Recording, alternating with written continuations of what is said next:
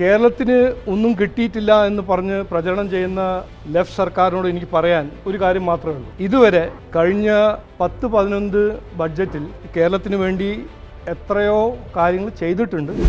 കിട്ടുന്നില്ല എന്ന് പറഞ്ഞ് നടക്കുന്ന ലെഫ്റ്റ് സർക്കാരിനോട് എൻ്റെ ഒറ്റ ചോദ്യമുള്ളൂ, നിങ്ങൾക്ക് തന്ന കാര്യങ്ങൾ എന്താണ് നിങ്ങൾ നടപ്പിലാക്കാത്തത്?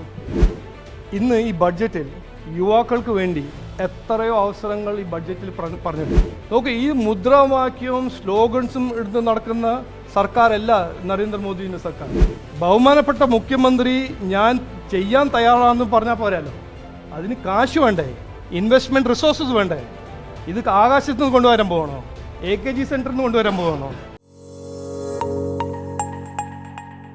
നമസ്കാരം. കേന്ദ്ര ധനകാര്യമന്ത്രി നിർമ്മല സീതാരാമൻ കേന്ദ്ര ബഡ്ജറ്റ് അവതരിപ്പിച്ചിരിക്കുകയാണ്. കേരളം കാത്തിരുന്ന പദ്ധതി ഒന്നും തന്നെ ഇല്ല എന്നുള്ളതാണ് മലയാളികളെ സംബന്ധിച്ച് ദുഃഖിപ്പിക്കുന്ന ഒരു കാര്യം. എന്തായാലും സംസ്ഥാനം ഏറെ പ്രതീക്ഷയോടെ കാത്തിരുന്ന വേഗറയിൽ ഇടനാഴിയിൽ കേരളം ഇല്ല എന്നുള്ളതാണ്. ഈയൊരു ബഡ്ജറ്റ് അവതരണം നിർമ്മല സീതാരാമൻ അവതരിപ്പിക്കുന്ന സമയത്ത് കോൺഗ്രസിൻ്റെ MP-മാർ ഉൾപ്പെടെ ഉള്ളവർ പറഞ്ഞിരുന്നു കേരളം എന്ന് വിളിച്ച് പറഞ്ഞുവെങ്കിലും അതിൽ കേരളത്തിൻ്റെ പേര് ഉണ്ടായിരുന്നില്ല എന്നുള്ളതാണ് യാഥാർത്ഥ്യം. എന്തായാലും ഈയൊരു ബഡ്ജറ്റ് കേരളത്തെ എന്തുമാത്രം സഹായിച്ചു എന്നുള്ളതാണ് പ്രധാനമായും ഉയർന്നു വരുന്നത്. ഈ ഒരു സാഹചര്യത്തിൽ ഇപ്പോൾ മാധ്യമങ്ങളോട് പ്രതികരിക്കുകയാണ് BJPയുടെ സംസ്ഥാന അധ്യക്ഷൻ ശ്രീ രാജീവ് ചന്ദ്രശേഖർ. ഞാൻ ആദ്യം പറയാൻ ആഗ്രഹിക്കുന്നത്, ഈ ബഡ്ജറ്റ് ഇന്ന് അവതരിപ്പിച്ച ബഡ്ജറ്റ് 2026 ബഡ്ജറ്റ് ഇതുവരെ 11 ബഡ്ജറ്റ് അവതരിപ്പിച്ച നരേന്ദ്രമോദിജീൻ്റെ ഒരു പുതിയ ബഡ്ജറ്റാണ്. കഴിഞ്ഞ 11 കൊല്ലം അദ്ദേഹത്തിൻ്റെ സർക്കാർ ഇന്ത്യനെ ഒരു ദുർബലമായ ഇക്കോണമിയിൽ നിന്ന് മാറ്റി ലോകത്തിൻ്റെ 4ാം നമ്പറിൻ്റെ ഇക്കോണമിയായി മാറ്റിയ ഒരു സർക്കാരാണ്. അതിൻ്റെ ഒരു മീഡിയം ടേമും ലോങ് ടേം ഇക്കണോമിക് സ്ട്രാറ്റജീൻ്റെ ഫലമാണ് നമ്മൾ ഇന്ന് കാണുന്നത്. കേരളത്തിന് ഒന്നും കിട്ടിയിട്ടില്ല എന്ന് പറഞ്ഞ് പ്രചരണം ചെയ്യുന്ന ലെഫ്റ്റ് സർക്കാരിനോട് എനിക്ക് പറയാൻ ഒരു കാര്യം മാത്രമേ ഉള്ളൂ. ഇതുവരെ കഴിഞ്ഞ 10-11 ബഡ്ജറ്റിൽ കേരളത്തിന് വേണ്ടി എത്രയോ കാര്യങ്ങൾ ചെയ്തിട്ടുണ്ട്. പക്ഷേ ഇന്ന് ഞാൻ പറയാൻ ആഗ്രഹിക്കുന്നത്, ഇതിനു മുമ്പ് എത്രയോ പദ്ധതികൾ കൊടുത്ത ഈ സെൻട്രൽ ഗവൺമെൻറ്, കേന്ദ്ര സർക്കാർ, ഇന്നും ഈ സർക്കാർ അത് നടപ്പിലാക്കുന്നില്ല. PM ആവാസ് യോജന ആണോ, ജൽജീവൻ മിഷൻ ആണോ, PM ആയുഷ്മാൻ ആണോ? ഞാനൊരു ഉദാഹരണമായിട്ട് പറയാണ്. കിട്ടുന്നില്ല എന്ന് പറഞ്ഞ് നടക്കുന്ന ലെഫ്റ്റ് സർക്കാരിനോട് എൻ്റെ ഒറ്റ ചോദ്യമുള്ളൂ, നിങ്ങൾക്ക് തന്ന കാര്യങ്ങൾ എന്താണ് നിങ്ങൾ നടപ്പിലാക്കാത്തത്? പദ്ധതികൾ എന്തുകൊണ്ട് നിങ്ങൾ ചെയ്യുന്നില്ല? 2017 എയിംസ് വരും. എയിംസിന് വേണ്ടി മധുരയും കേരളത്തിന് പ്രഖ്യാപിച്ചപ്പോൾ അന്ന് മുതൽ ഇന്ന് വരെ ലാൻഡ് ആക്വിസിഷൻ ചെയ്യാത്ത സർക്കാരാണ് ലെഫ്റ്റ് സർക്കാർ. PM ആയുഷ്മാൻ എന്ന പദ്ധതി സെൻട്രൽ ഗവൺമെൻറ് കൊടുത്തപ്പോൾ ഇന്ന് 70 വയസ്സിന് മേലെ ആർക്കും നടപ്പിലാക്കാത്ത സ്ഥിതിയാണ് ലെഫ്റ്റ് സർക്കാർ. PM ആവാസ് യോജന എന്ന പ്രോഗ്രാം ഇന്നത്തെ പ്രസ് കോൺഫറൻസ് ഞാൻ കാണിച്ചു തന്നല്ലോ, അതിന് കാശ്, അതിന് ചെലവ് എല്ലാം അലോട്ട് ചെയ്ത് കഴിഞ്ഞിട്ടും സ്റ്റേറ്റ് ഗവൺമെൻറ് ഒന്നും ചെയ്തില്ല.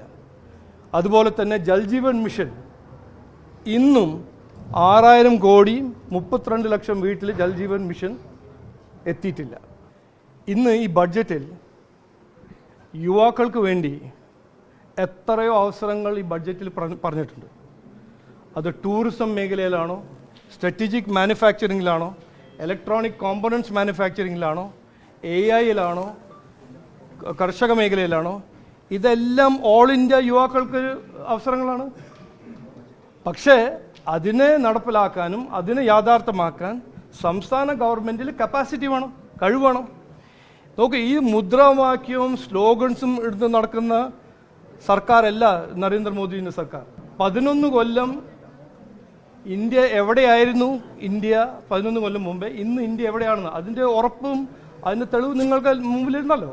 ഇനിയിപ്പോൾ കേരളത്തിൽ എന്തുകൊണ്ട് ഈ വികസനം നടക്കില്ല. അതൊരു ചർച്ച ആക്കണം, ഒരു ചർച്ചാ വിഷയം ആക്കണമെന്ന് ഞാൻ ആഗ്രഹിക്കുന്നതാണ്. ഇങ്ങനെയല്ല, ഇങ്ങനെ ഒരു വിവാദം, ഒരു ക്വസ്റ്റ്യൻ ചോദിച്ചിട്ട് ഇത് കിട്ടിയില്ല അത് കിട്ടിയില്ല, ഇതൊരു ചർച്ച ചെയ്യണം. അതിന് ഞാൻ അന്നും പറഞ്ഞു ഇന്നും പറയുന്നു, മുഖ്യമന്ത്രിയോട് നിങ്ങൾ തന്നെ പോയി പറയുക, ഞങ്ങളൊരു ഡിബേറ്റ് ചെയ്യാൻ തയ്യാറാണ്.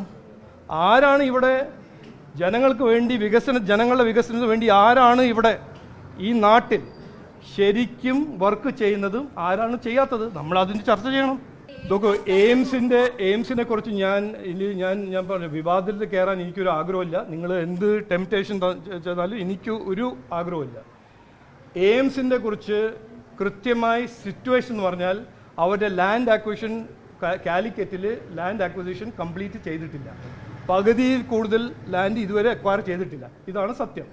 അത് ചെയ്തുകൊണ്ട് നമുക്ക് സംസാരിക്കാം.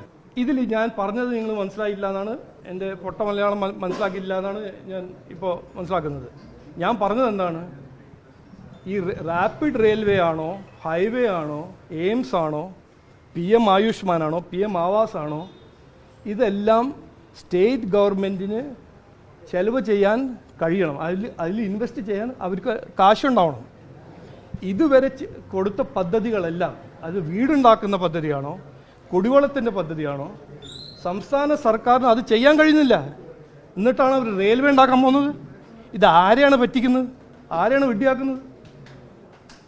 ബഹുമാനപ്പെട്ട മുഖ്യമന്ത്രി ഞാൻ ചെയ്യാൻ തയ്യാറാണെന്ന് പറഞ്ഞാൽ പോരാലോ, അതിന് കാശ് വേണ്ടേ, ഇൻവെസ്റ്റ്മെൻറ്റ് റിസോഴ്സസ് വേണ്ടേ? ഇത് ആകാശത്ത് നിന്ന് കൊണ്ടുവരാൻ പോകണോ, AKG സെൻറ്ററിൽ നിന്ന് കൊണ്ടുവരാൻ പോകണോ?